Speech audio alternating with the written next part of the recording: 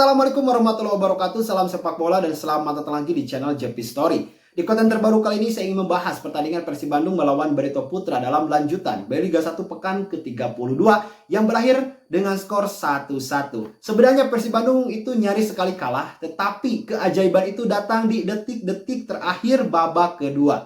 Lewat usaha Gustavo Prangka yang mendapatkan bola di sisi sebelah kiri lalu mengumpannya langsung ke kotak penalti dari Barito Putra. Tetapi Aditya gagal mengantisipasi bola sehingga bola malah masuk ke gawangnya sendiri. Sempat ditangkap oleh penjaga gawang, tetapi bola itu terlanjur masuk atau melewati garis dari gawang Barito Putra. Sehingga Persib Bandung terhindar dari rasa malu di hadapan puluhan ribu bobotoh yang hadir di Stadion Gelora Bandung Lautan Api.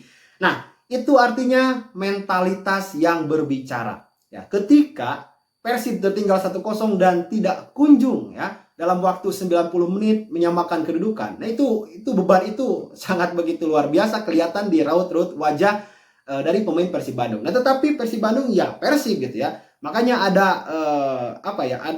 tagging yang mengatakan bahwa tonton Persib sampai akhir. Nah ini salah satu contohnya ya di match melawan Barito Putra.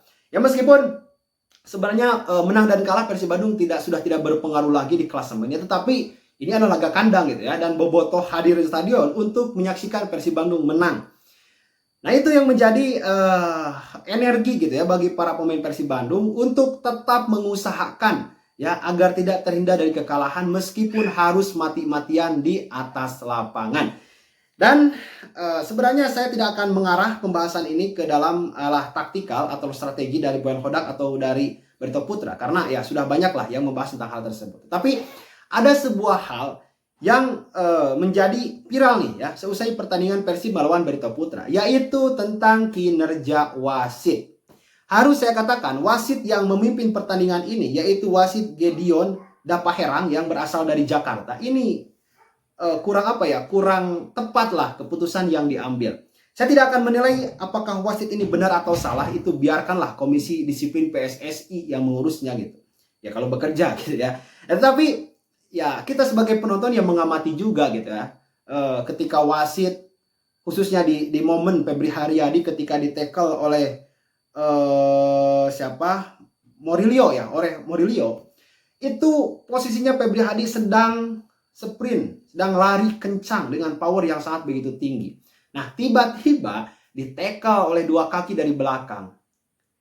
Ya, ini yang menjadi persoalan. Tackle dua kaki apalagi dari belakang dengan posisi menggunting itu sangat berbahaya. Itu bisa mengakibatkan cedera yang sangat begitu serius. Ya, apalagi Febri Haryadi kan baru sembuh tuh dari cedera ya, baru 2 match 3 match gitu ya.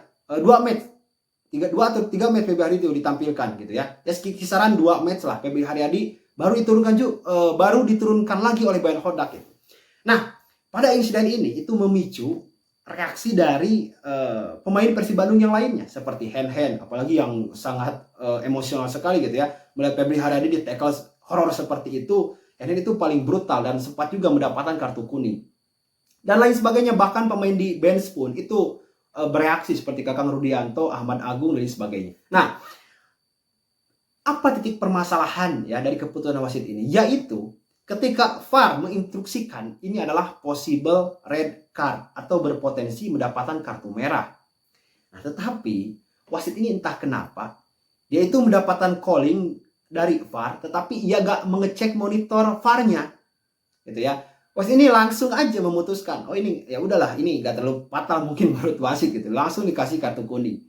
Nah ini menurut saya ini gak fair gitu ya. Kalau ada VAR, ya lihat dulu aja VAR-nya gitu. Kan memang keputusan wasit itu keputusan final itu dan keputusan yang paling dipegang ya secara hasil akhirnya, yaitu keputusan wasit utama yang memimpin langsung memegang fluid di atas lapangan. Tetapi kan ada prosedur yang harus dijalani oleh wasit. Ketika wasit mendapatkan calling dari VAR, oh ini ada potensi nih kartu merah, ya kenapa gak dicek, ya kan? Kenapa gak dicek tuh pelanggarannya? Nah ini yang menimbulkan persoalan, yang menimbulkan polemik, yang menimbulkan kegaduhan, ya kan? Ya meskipun mungkin pandangan wasit, wah ini gak terlalu berbahaya sih gitu ya. Yang memang ini sangat kocak dan lucu sekali gitu ya keputusan wasit di laga kali ini. Pada akhirnya ya Mourinho itu tidak mendapatkan kartu merah dan hanya mendapatkan kartu kuning. Bukan hanya pertandingan ini saja sebenarnya yang banyak dikomentari oleh netizen. Yang lagi viral-viral tuh insiden Juran Fernandes tuh kan. Juran Fernandes pada saat PSM Makassar melawan PSS Sleman gitu ya. Pada waktu itu PSM Makassar kalah 2-0 atau 3-0 atau 3-1 gitu ya, saya lupa lagi. Nah, selepas pertandingan Juran Fernandes justru malah mengkritik dan mengaitkan sepak bola dengan korupsi. Ya, kurang lebih lah kata Juran Fernandes seperti ini. Jika Anda ingin mendapatkan uang, ya datang ke Indonesia gitu. Tetapi kalau Anda ingin betul-betul bermain sepak bola, jangan datang ke Indonesia. Itu kira-kira yang dikatakan oleh Juran Fernandes. Nah, konteks yang diucapkan oleh Juran Fernandes adalah konteks sepak bola dan ia mengaitkannya dengan korupsi. Ini nih yang menjadi persoalan sebenarnya di situ gitu. Tetapi respon dari Komisi Disiplin PSSI menurut saya itu sangat berlebihan juga gitu ya. Dan Juran Fernandes itu kan 1 tahun dilarang bermain dan denda 25 juta. Sayang sekali dan memang ini sangat merugikan sekali terutama untuk PSM Makassar karena Juran Fernandes pun itu masih terikat kontrak gitu ya dengan PSM Makassar di 2025 atau di musim depan. Nah, apa yang menjadi persoalan dari polemik-polemik wasit di akhir musim kompetisi ini? Yaitu tentang keputusan-keputusannya. Ya karena mungkin ini adalah akhir kompetisi ya, tim-tim yang sedang berjuang apalagi tim-tim yang berada di zona degradasi itu betul-betul sangat menginginkan kemenangan. Jadi insiden apapun yang berhubungan dengan pertandingan yang tim bermainnya adalah tim yang dari zona degradasi itu pasti mendapat perhatian dari publik ya, dan PSSI pun sebenarnya sudah berusaha gitu ya untuk menempatkan wasit-wasit asing atau wasit yang memang dinilai sangat cukup baik dalam memimpin pertandingan. Ya, emang itu sudah dilakukan. Tetapi ketika menghadapi situasi permasalahan yang memang seperti ini, nah menurut saya ini harus butuh pengkajian lagi gitu ya. Agar yang pertama itu tidak terlalu memberikan kerugian baik untuk klub maupun untuk pemain. Dan yang kedua, agar kesannya itu tidak terlalu tergesa-gesa. Ya, karena segala sesuatu kan harus dikaji, harus dilihat fakta dan lain sebagainya. Gitu ya. Nah, ya gue juga gak terlalu ngerti ya apakah keputusan ini sudah tepat atau belum. Yang jelas ya menurut saya ini harus dikaji lagi lah ya. Kembali lagi ke Persib Bandung tadi.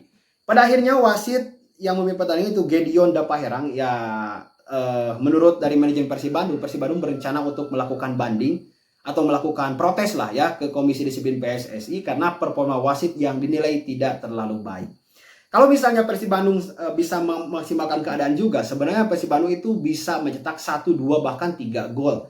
Karena banyak terdapat beberapa peluang yang menurut saya itu bisa menjadi sebuah gol.